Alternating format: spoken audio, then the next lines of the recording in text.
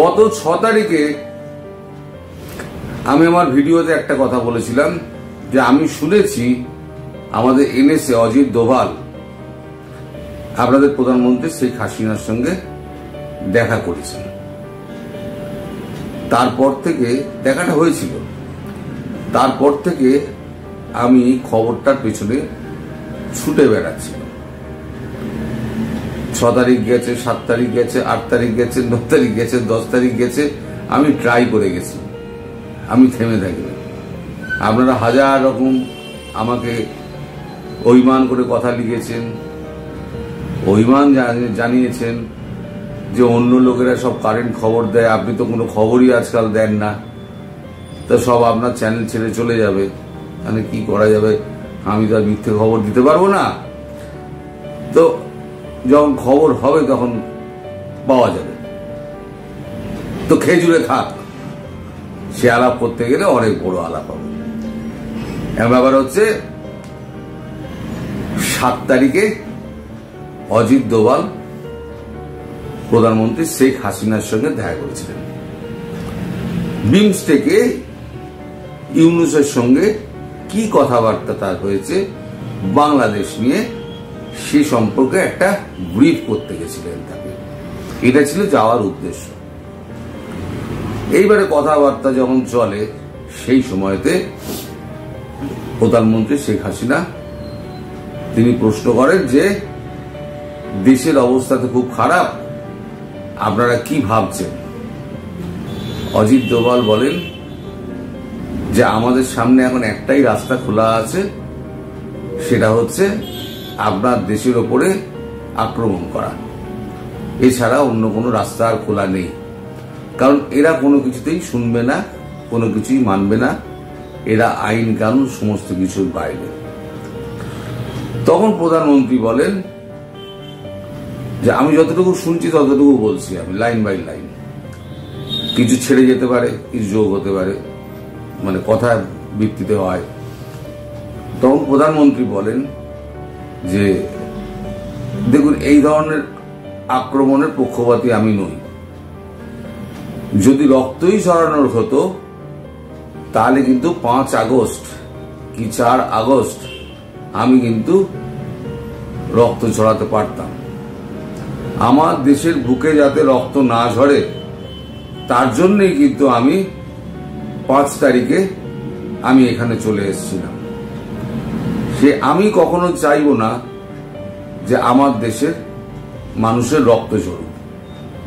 তখন অজিত দোভাল বলেন তাহলে বিকল্প পথ কি আছে আপনিই বলুন।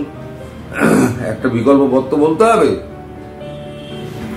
খাদ্য সামগ্রী তো আমরা ইচ্ছে করলে আমরা না দিতেই পারি, অন্য পাঠানো বন্ধ করে দিলাম, কিন্তু তাতে সমস্যা তো মিটবে না, আপনার দেশের লোক তো না খেতে পেয়ে মরবে, সেটা কি আপনি মানবেন? উনি বলেন না, সেটা মানা যাবে না। ইলেকট্রিসিটি বন্ধ করে দিলে যে কটা কলকারখানা আছে সেগুলো বন্ধ হয়ে যাবে, না খেতে পেয়ে শ্রমিকরা মরে যাবে, সেটাও মানতে পারবেন না। তাহলে পথটা কি খোলা রইল? তখন উনি বলেন দেখুন, আমি 16 বছর ওই দেশটাকে চালিয়েছি, আমার দেশটা হচ্ছে অনেক ছোট দেশ, আপনাদের অনেক বড় দেশ, আপনাদের বহু দেশের সঙ্গে বহু চুক্তি সমস্ত কিছু হয়। এখন এই চুক্তি অনেক কিছু আপনাদের মনেও থাকে, অনেক কিছু চুক্তি আপনাদের মনে থাকে না। এরকম কিছু চুক্তি আছে যে চুক্তিগুলো আপনারা ভুলে যেতে পারেন, কিন্তু আমি ভুলিনি। অজিত দোভাল বললেন কি চুক্তি? বলেন দেখুন, আমাদের 3টে বড় চুক্তি ভারতের সঙ্গে বাংলাদেশের হয়েছিল। বাংলাদেশকে এই সুবিধা দিয়েছিলেন আপনাদের প্রধানমন্ত্রী আমার অনুরোধে। তাদের একটা ছিল ট্রান্সশিপমেন্ট, এই যেটা এখন বন্ধ করা হলো, এটা হচ্ছে ট্রান্সশিপমেন্ট। আমাদের ওখান থেকে আগে যখন আমরা কাপড় জামা পাঠাতাম বিদেশে, তখন যে রাস্তা দিয়ে আমরা পাঠাতাম তাতে আমাদের মানে ট্রান্সশিপমেন্টের আগে, এগ্রিমেন্টের আগে আমাদের 3 গুণ পয়সা খরচা হতো।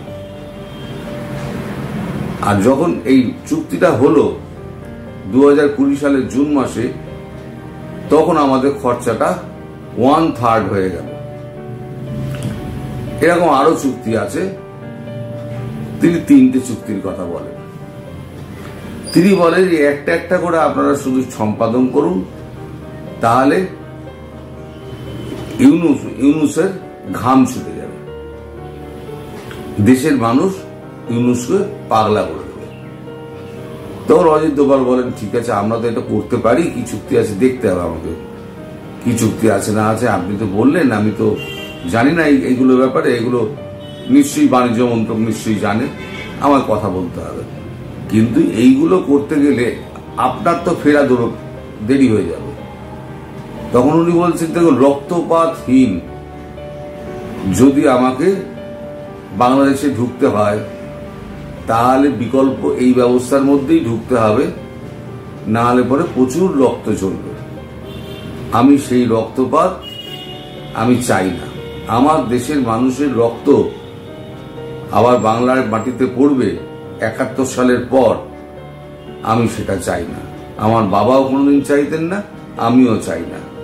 তাতে যদি আমার না ফেরা হয় তাও ঠিক, কিন্তু আমি জানি এইগুলো যদি আপনারা করেন তাহলে পরে ইউনূসের ঘাম ছুটে যাবে, মানুষ রাস্তায় নেমে পড়বে, এখন ইউনূসকে পাগলা করে দেবে।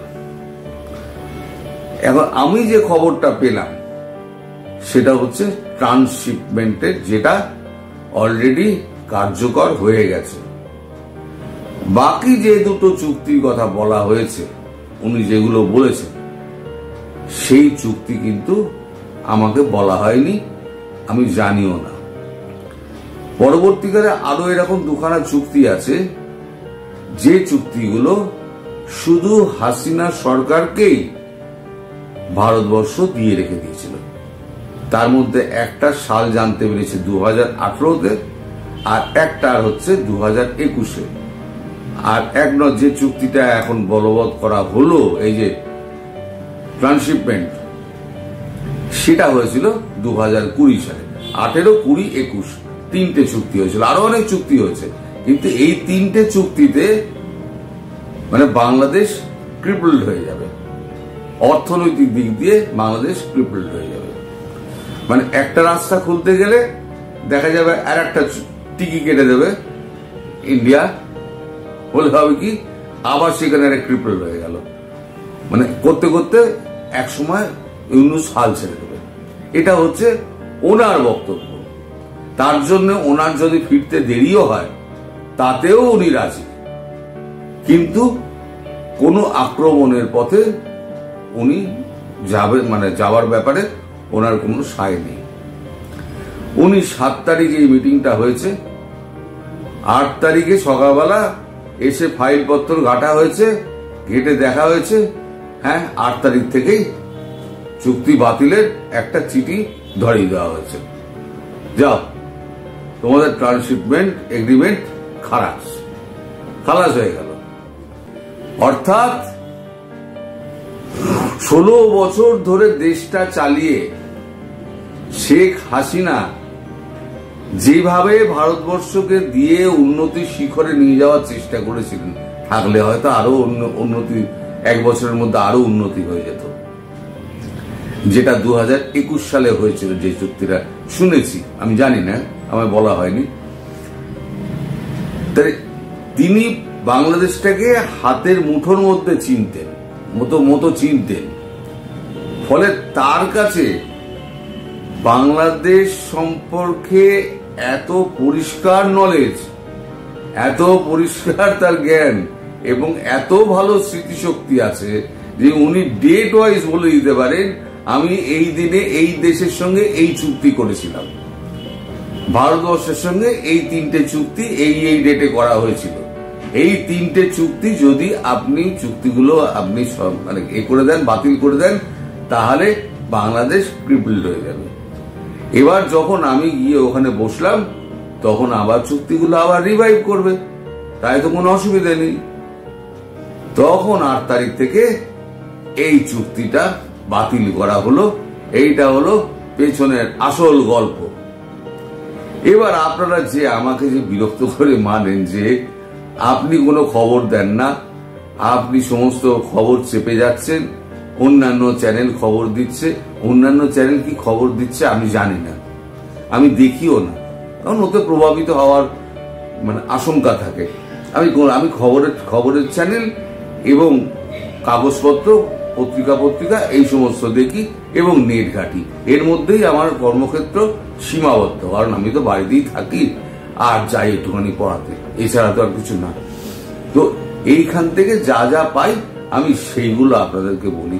এর বাইরে কোনো খবর আমার কাছে থাকে না। যদি থাকতো তাহলে যতদিন ছিল ততদিন আমি বলেছি, কিন্তু খবর না থাকলে আমি বানিয়ে খবর আমি করি না। ওই যারা এমনি আমাকে তো গুজববাজ বলে, আমি করি না তাতেও গুজববাজ, আমি চীনের খবর করলে তাতেও বলবে গুজববাজ।